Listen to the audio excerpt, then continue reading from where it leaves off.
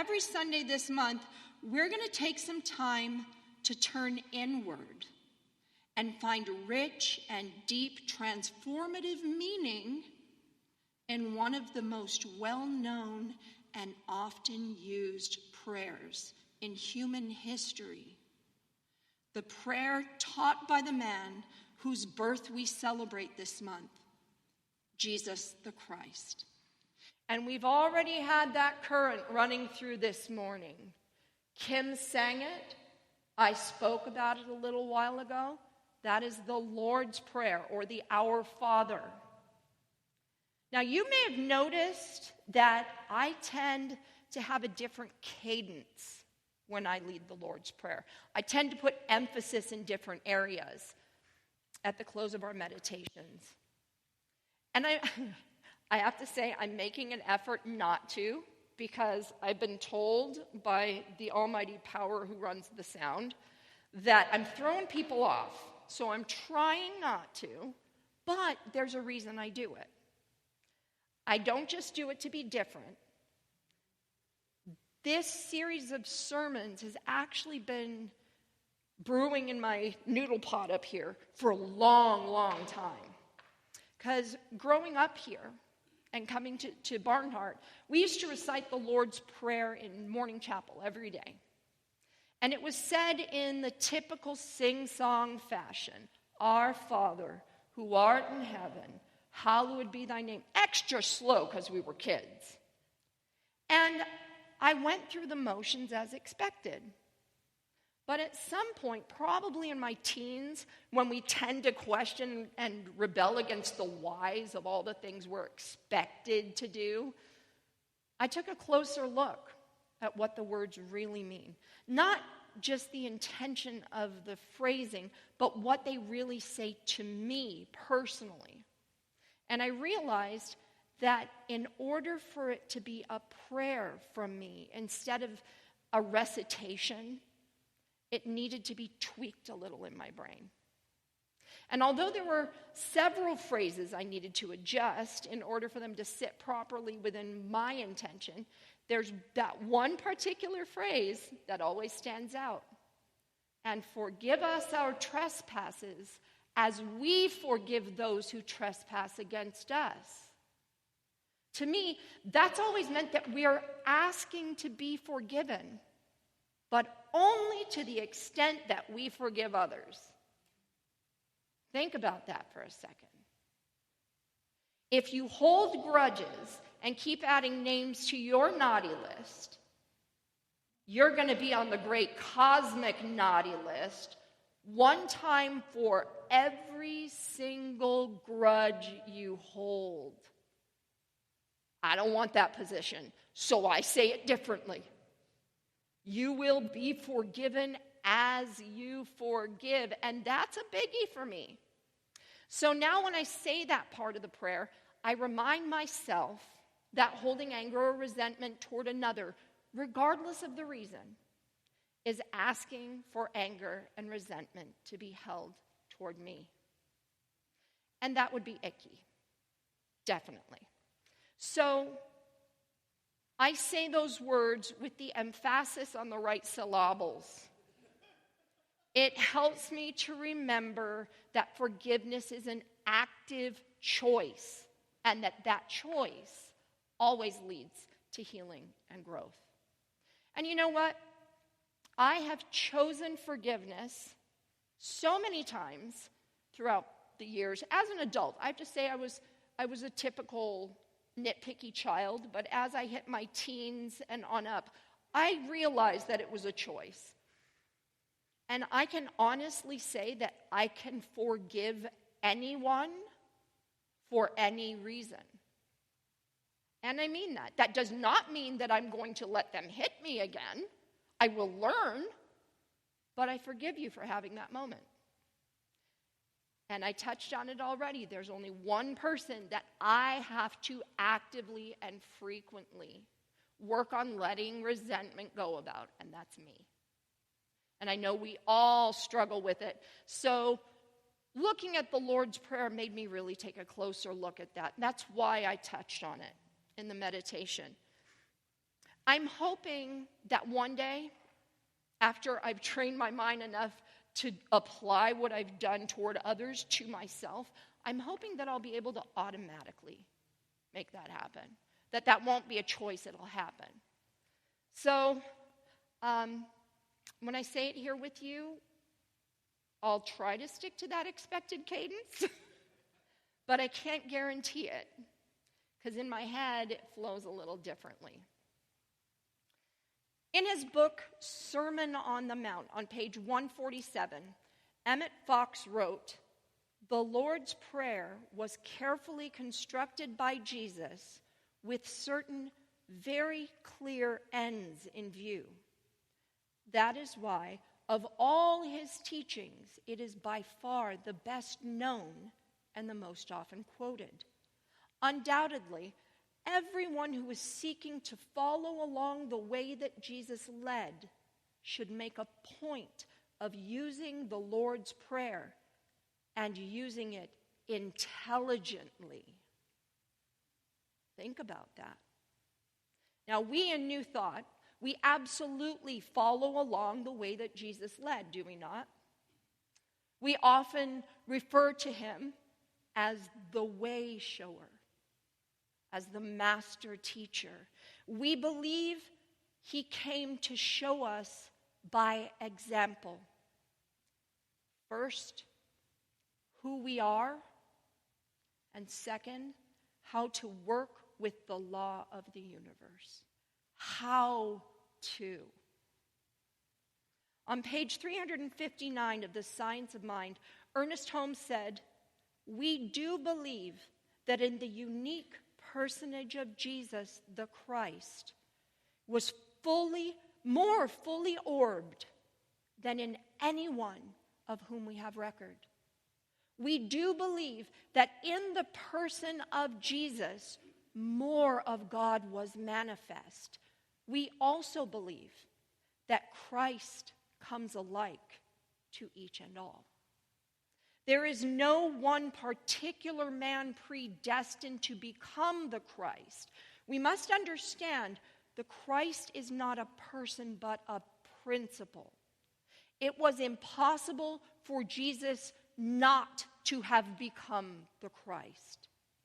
Say that again. It is impossible for Jesus not to have become the Christ, as the human gave way to the divine, as the man gave way to God, as the flesh gave way to spirit, as the will of division gave way to the will of unity. Jesus, the man, became a living embodiment of the Christ. If we can look upon Jesus from this viewpoint, we shall be able to study his life as a living example. There's a lot of really big, chewy bits to that. And through the month, we'll look at them all. But for our purposes here, we'll stay right here. So this man, this living example, this way shower, whose birth we celebrate this month, he gave us that prayer. That powerful, powerful prayer is a prayer of transformation. Emmett Fox, on Sermon on the Mount on page 147 this time, says, "The great prayer, the Lord's Prayer, is a compact formula for the development of the soul. It is designed with the utmost care for the specific purpose so that those who use it with understanding will experience a real change of soul. The only progress that matters is the change of soul. The mere acquisition of fresh knowledge received intellectually makes no change in the soul. The Lord's Prayer is especially designed to bring this change about." Now, I've been kind of surprised, kicking around some ideas for a sermon series where we're going to talk about the 4 phases of spiritual knowledge. In the passage I just read you, Fox is talking about the 4th phase, the phase where if we've really engaged and actualized the other 3, we can achieve what I think of as spiritual mastery. That's where we're changed at our core to live, move, breathe, and have our constant state of being from a place of connection with and as Source. Where it's just there. No one has to remind us. We don't have to remind ourselves. It's just there. It's who we are. That is spiritual mastery. And this powerful ancient prayer that helps us get there has gone through many translations and interpretations, and we're going to explore 3 of them this month. The Aramaic language, like Greek, Hebrew, and Arabic, has layers and levels of meaning. The words are organized and defined by a poetic system where different meanings of every word are possible. So every line of the Lord's Prayer could be translated into English in different ways, and it has been. And as an example of how it can be translated and how it can lose a little something in the translation, I thought I'd share a few of the ways I've heard children twist it up. Now, you've probably heard some of these. They're pretty common in kids' translations, but a few of them gave me the giggles. Now, one in particular made absolute sense to me, and shout it out if you can guess which one. You got to focus here. Okay, you've probably heard this one. Our Father who art in heaven, hallowed be thy name. Thanks, Howie. How about, our Father who art in heaven, how'd you know my name? The thing about that one is if you take a second to let it sink in, it's kind of a deep question. Like, how'd you know? Okay, moving on, there's, give us this day our jelly bread.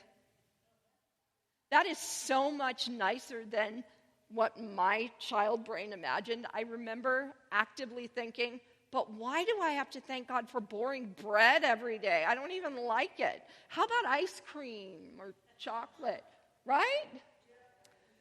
Another one I found online is, give us this steak and daily bread and forgive us our mattresses. Eat enough steak and bread, you'll be on the mattress.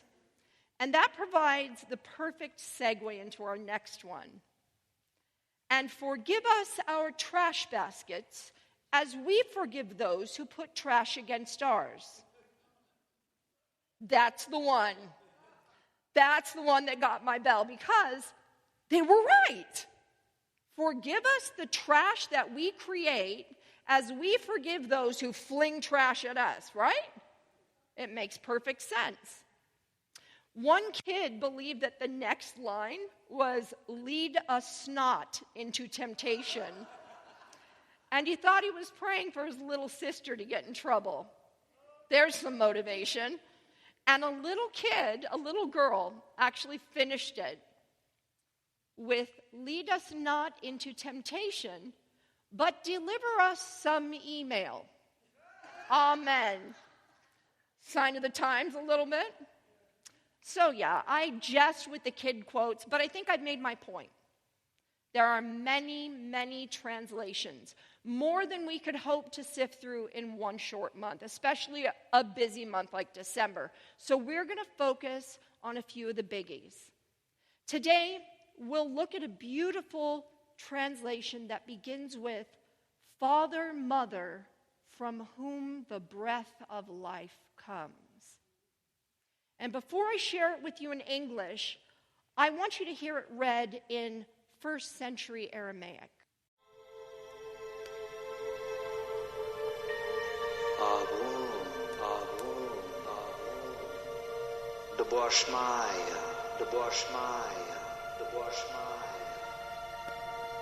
Ni te kadash shema, ni te kadash shema, ni te kadash shema.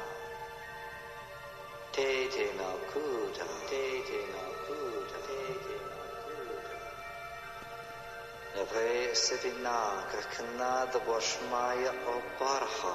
Neve Sevina, Kakana the Boshmaya o Barha. Neve Sevina, Kakana the Boshmaya o Barha. Howlan Lachman, Sun Kanan Yamana. Howlan Lachman, Sun Kanan Yamana. Howlan Lachman, Sun Kanan Yamana. Boshwoklan Hapain, Boshwoklan Hapain, Boshwoklan Hapain. Ekana Daphanan Shwakin El Hayabain. Ekana Daphanan Shwakin El Hayabain. Ekana Daphanan Shwakin El Hayabain. Ula Talan Omnisciana, Ula Talan Omnisciana, Ula Talan Omnisciana. Ella passam en lisha, ella passam en lisha, ella passam en lisha. Rad lachi na kuda, rad lachi na kuda, rad lachi na kuda. Uhaila, utishbata, uhaila, utishbata, uhaila, utishbata. La Allah, Amin, Amen. La Allah, Amin, Amen. La Allah, Amin, Amen. The first time I tried to verbalize that prayer in Aramaic, I found that something inside of me kind of began to hum. It was a really cool experience. And there I go getting choked up again. What did you do to me? Listening to this recording, I had my earbuds in. And, the words were pronounced correctly, which may have something to do with it. But it made that hum kind of go everywhere.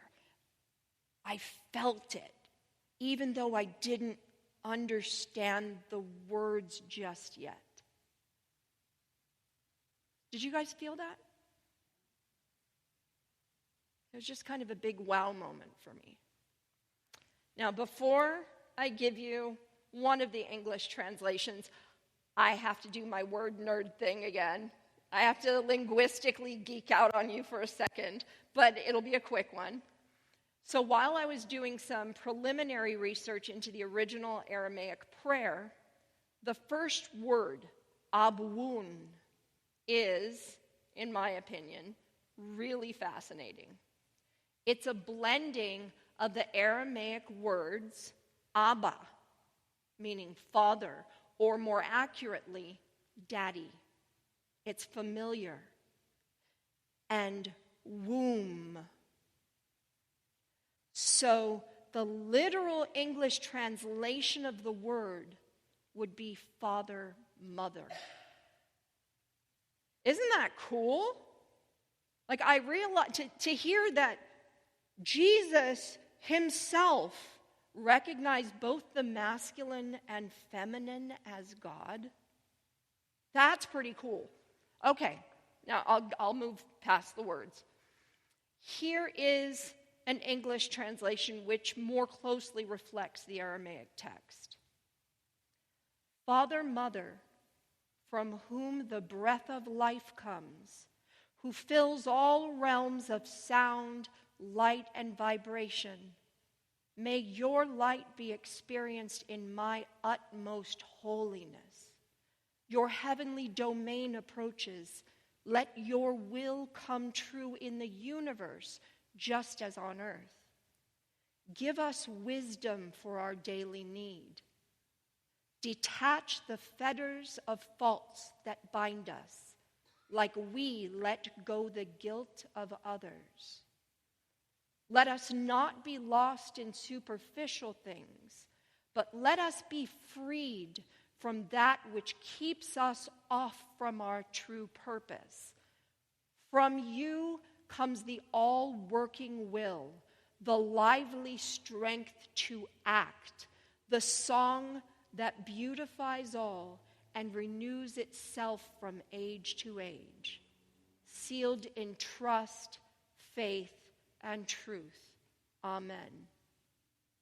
That's wordy, but it's really cool to hear and to really look at it. In one of my all-time favorite books, The Prophet by Khalil Gibran, I think you gave me my copy. I think I was 10 years old when I read that for the first time. So yeah, I've been on this journey a while.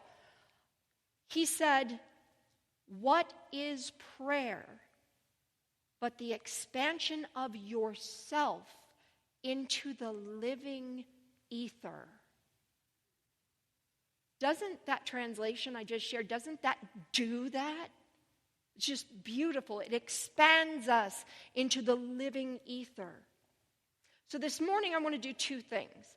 First, focus on the first two verses with a bit of conversation, and then grounded on that conversation, let you have an experience of your own with the rest of the prayer.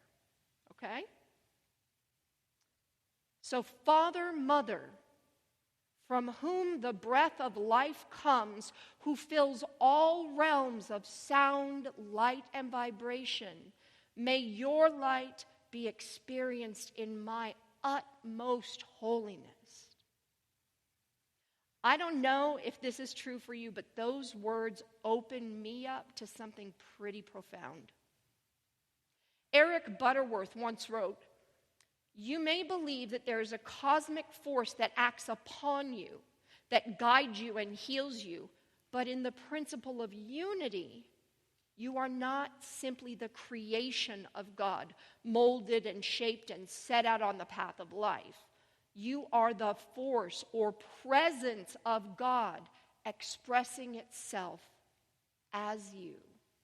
And you have no existence outside of that force or presence. The purpose of all religion should be to help people find this cosmic awareness of unity with God." And there it is. Again, in the Master Teacher's, Jesus the Christ's words, "May your light be experienced in my utmost holiness." I watched a video clip of Greg Braden, and it derailed my thought process completely, but it was very cool. Greg Braden, you may know him from, he's written like 30 books. He's got a show called Missing Links. He's been on Ancient Aliens several times. Well, in the clip, he was opening his Cell to Soul retreat. That's CELL to soul, or from the cellular to the spirit. And this was his retreat in 2019 by laying out a really evocative and thought-provoking statement. He said that the only way, the way that we answer one question will inform everything in our lives. It'll be the foundation of every decision about relationships, jobs, health, every choice we ever make. It's a deceptively simple question, and yet deeply profound. It's one that humanity has been asking for millennia and seeking the answer to it outside of themselves. Anyone guess what that question is? Who am I?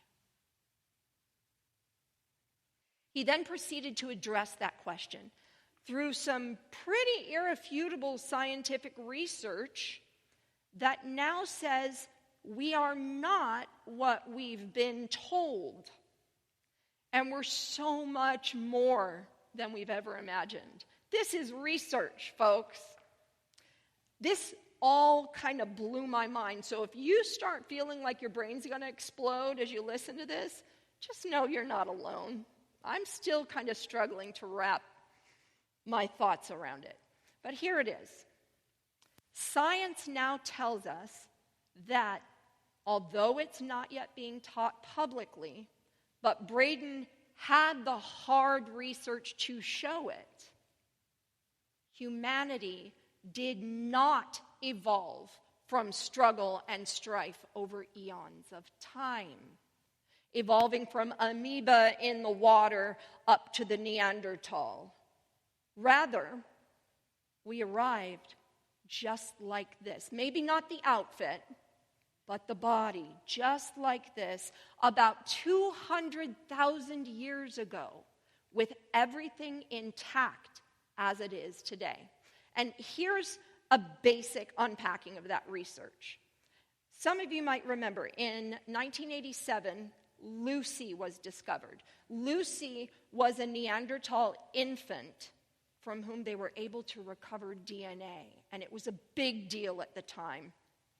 The scientists thought that they'd found the first person from whom we evolved, and it was all very, very exciting. I remember it being on the news and all the 60 Minutes and all the big shows of the time. And everything was exciting until they saw the results of the DNA test. And it showed something very profound and shocking. Her DNA is not the same as ours. It is now believed, but again, not yet being publicly taught or even discussed in the scientific world openly, that the Neanderthal, who did evolve from the apes, and the human, as we are today, which is referred to scientifically as the anatomically modern human, we walked the earth at the same time. It is now believed, listen closely to this, that the Neanderthal who did evolve from the apes and the human, as we are today, walked the earth at the same time. That's big. So we, each of us and all the people on the planet, are the anatomically modern human, and we survived. The Neanderthal did not. With this discovery, science, which has said for many, many years that we evolved from apes, and religion, which says that God created Adam and an anatomically modern human, now science and religion can walk hand in hand, which is really cool. That's the thing I've always loved about the science of mind. It's the place where faith and science meet to produce tangible, quantifiable facts. Our DNA, utterly unique to us, wires us to have deep intuition, empathy, precognition, compassion, self-healing abilities, wisdom, great resiliency, insight. No other beings have this that we know of. So who are you? You are God's light. You are holy. You come from the breath of life that fills all. The first two lines of this holy prayer are a call for us to remember that. Father, Mother, from whom the breath of light comes, who fills all realms of sound, light, and vibration, may your light be experienced in my utmost holiness. The first two steps of a spiritual mind treatment, of affirmative prayer, are recognition, God is, and unification, I am. Those first two lines that I keep repeating in the prayer are the very definition of those steps, aren't they?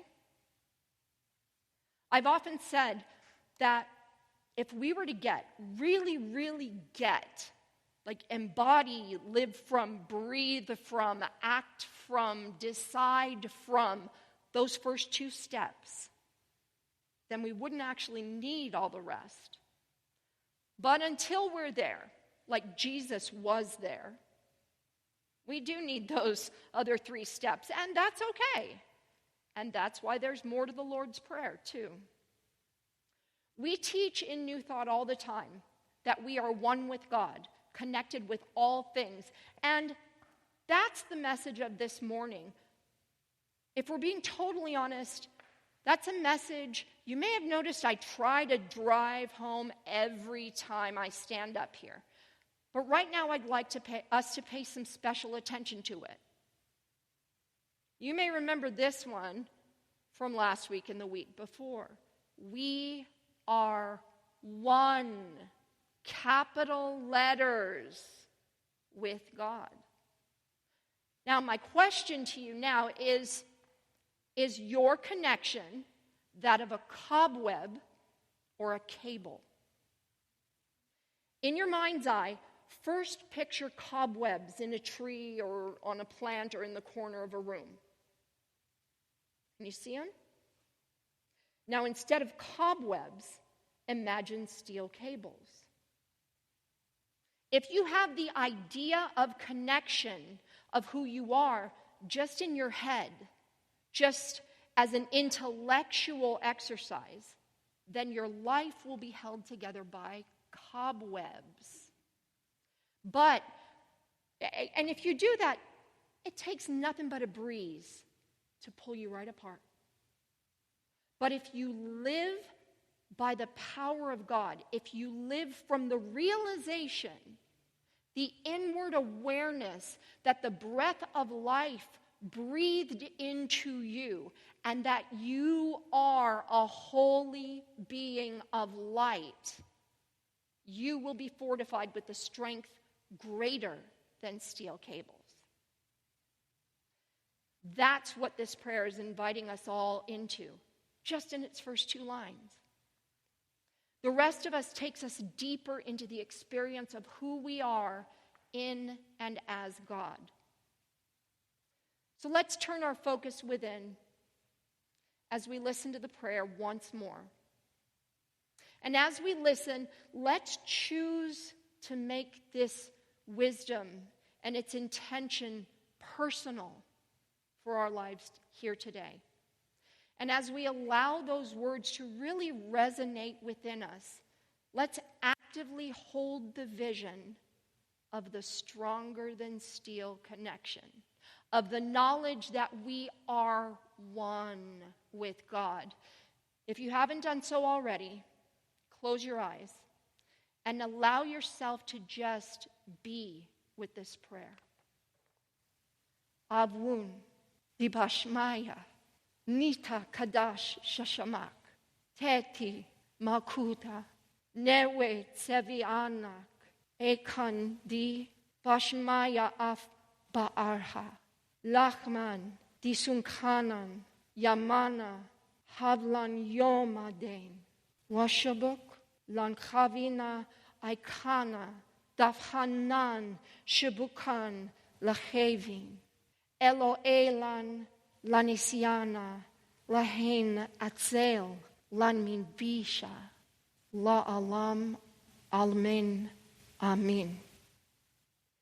Father, Mother, from whom the breath of life comes, who fills all realms of sound and light and vibration, may your light be experienced in my utmost holiness. Your heavenly domain approaches. Let your will come true in the universe, just as on earth. Give us wisdom for our daily need. Detach the fetters of faults that bind us, like we let go of the guilt of others.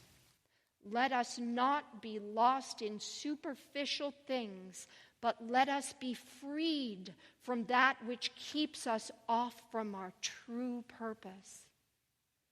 From you comes the all-working will, the lively strength to act, the song that beautifies all and renews itself from age to age, sealed in trust, faith, and truth. And that is what we do. And so it is. Amen.